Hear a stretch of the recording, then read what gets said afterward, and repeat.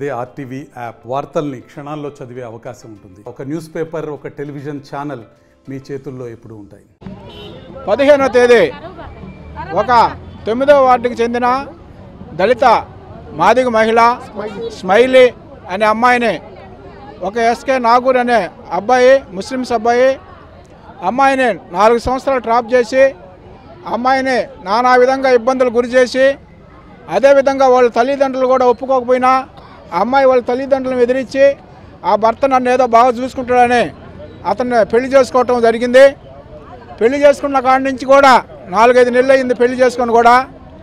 ఆ పెళ్లి చేసుకున్న కాడి నుంచి కూడా ఆ అమ్మాయిని మానసికంగా అన్ని విధాలుగా ఇబ్బందులు గురి చేస్తూ, నువ్వు ఒక మాదిగ దానివి, నిన్ను మా ఇంట్లో వాళ్ళు ఒప్పుకోవట్లేదు, నిన్ను తరిమేస్తాను అని అమ్మాయికి ఎక్కడ కూడా ఏమి అమ్మాయికి భోజనం లేకుండా ఏమి లేకుండా ఆ ఇంట్లో పెట్టేసి ఇబ్బందులు గురి చేస్తూ ఆ అబ్బాయిని కూడా అమ్మాయిని అన్ని విధాలుగా మానసికంగా ఇబ్బందులు గురి చేసి, నువ్వు మాదిగల మహిళవి, మాదిగ దాన్ని చేసుకోవటం మా ఇంట్లో కుటుంబ సభ్యులందరికీ కూడా ఇష్టం లేదు, నిన్ను తరివేయాలి అనే విధంగా పెళ్లి చేసుకున్న కాడి నుంచి అమ్మాయిని మానసికంగా ఇబ్బందులు గురి చేస్తా ఉన్నాడు.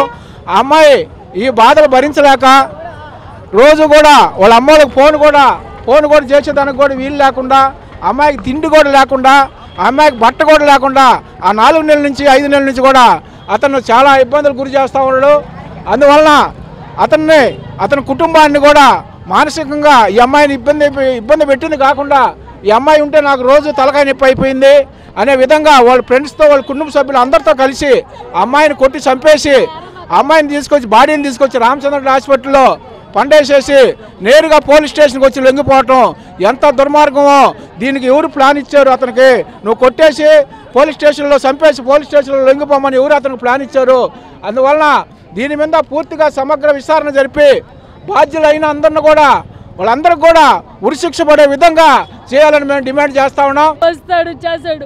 వారం రోజుల కిందట కూడా ఆ అబ్బాయి నా బిడ్డను వదిలేసి నాకు పట్నం వెళ్ళి ఆ అబ్బాయి కాడ ఒక అబ్బాయి ఉంటాడు, 4 నెలల నుంచి ఆ అబ్బాయిని తోడు పెట్టి వదిలేసి వెళ్ళిపోయి వచ్చిన కాడి నుంచి నా బిడ్డని టార్చర్ చేసి నా బిడ్డని చంపేసి, రామచంద్రుడా మీరు మాదిగోళ్ళు, మీరు తక్కువ కులం వాళ్ళని, మా వాళ్ళకి మా అక్కకి ఇంత కట్నం ఇచ్చాము, తక్కువ కులం దాన్ని తీసుకొచ్చి నువ్వు ఇంట్లో పెట్టుకున్నావు, నువ్వు వెళ్తురని చెప్పి వాళ్ళంతా తిట్టి చేసి నా బిడ్డను నారాయణలో పెట్టి కనీసం నా బిడ్డకు సక్రంగా తిండి పెట్టకుండా దూరంగా పెట్టి నా బిడ్డను అల్లాడించి నా బిడ్డను కుతికి పిసికి చంపేసి తీసుకొచ్చి హాస్పిటల్ అడ్మిట్ చేసి మాకు చెప్పలేదయ్యా.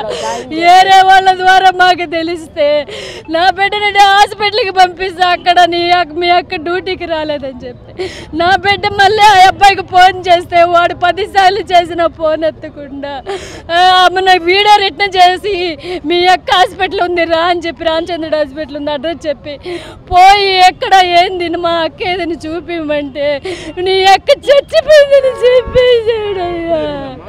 నిన్న మధ్యాహ్నం మా అక్కని చూపించంటే ఇటురేరా చూపిస్తాను అబ్బాయిని ముందు పంపించి నాగూరు బాబు వాళ్ళ అన్న ఏడకడ్డ వచ్చి జాయిన్ అయిపోయారు సార్, లొంగిపోయారు సార్. ఉత్తి లెటర్ రాసి మీ అక్క లెటర్ రాసి పెట్టిందని చెప్పి అని మా కొడుకు లెటర్ ఇచ్చాడంట అయ్యా. లెటర్ వాళ్ళన్న వచ్చి గబక్కని పీక్కుని దాచి పెట్టుకునేసాను. రాత్రి పోలీస్ వాళ్ళు తెచ్చి లెటర్ చూపిస్తే అది మా అమ్మాయి రైటింగ్ కాదు, మా అమ్మాయి రాయిలా, మా అమ్మాయి రైటింగ్ మీరు తెచ్చి చూపించండి అంటే నా పిల్లలకు తీసుకొచ్చి సార్ వాళ్ళకి మేము ఇచ్చాము, చూపించాము. నా బిడ్డ కన్నా నా బిడ్డ ఆకలి చచ్చిపోయిందయ్యా, నా బిడ్డ కూడి లేకుండా చచ్చిపోయింది.